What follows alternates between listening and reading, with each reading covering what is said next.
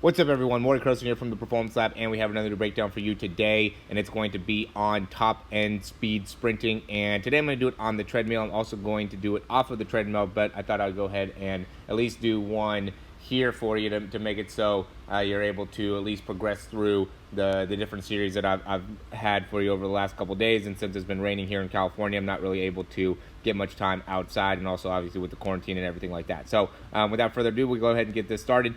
Some of the key things I thought I'd go ahead and do is obviously run so you can see some of the differences in the back. We'll actually start through the back where, you know, there ends up being a lot of activation through the spine, a lot of range of motion needed through the spine. You can see on my left side where I have a lot better overall capability of going through extension within my left shoulder, and not as good of an ability to actually rotate through my back here in my spine, but actually able to get a lot better extension through the shoulder, which is going to be very, very important, obviously, in being able to maximize the sprint. And then going into the right side where there's more of an ability to maintain a better rotation through the spine and really open up through the spine. You can even see kind of the muscles in my back really flex and turn as I go into rotation there, but really not getting the ability to get that same type of retraction within the shoulder, which therefore impacts the extension that I get in my shoulder and the ability to actually get my elbows up pretty high on that step. This is when I'm getting a little bit more tired here. But, you know, big thing that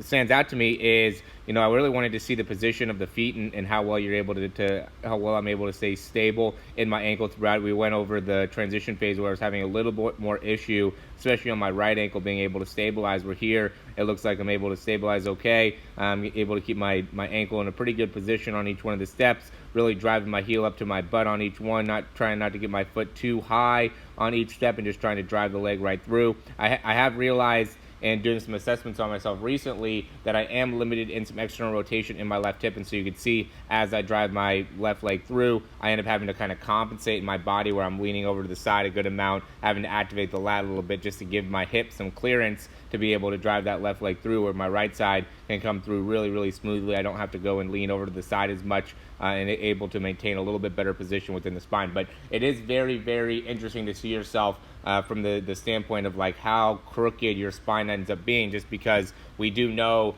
that Usain Bolt has some degree of having his, you know, spine out of whack, right? It's not 100% straight, and you know, I think that's something that a lot of people have is some type of functional scoliosis that they're working with. And, you know, I guess Usain Bolt really struggled with it a lot when he was growing up, and you could even see how that could actually have even been a benefit for him, right, in being able to have a little bit more bend and rotation and side bending control while he's actually sprinting. Okay.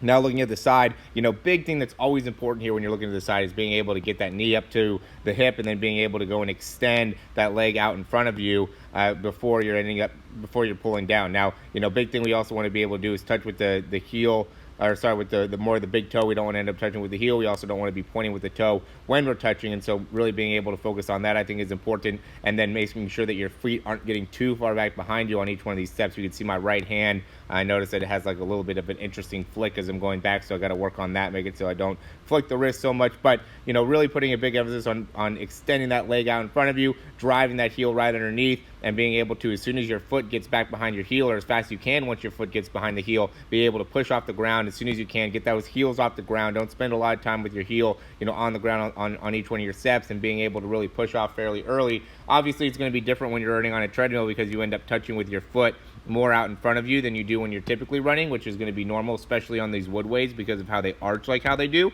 But, you know, you are able to actually use that to your advantage, because now you could really use that to be able to push off the ground a little bit sooner, and really use a lot of your hamstrings still in, you know, running on the treadmill. That's one of the things that, you know, you end up taking a knock with treadmill, is that you don't get as much hamstring activation when they're the ones that are automatically propelled. But when you have to self-propel it, then it really actually fires up the hamstrings more, because you really have to push off and get plenty of momentum to be able to push off.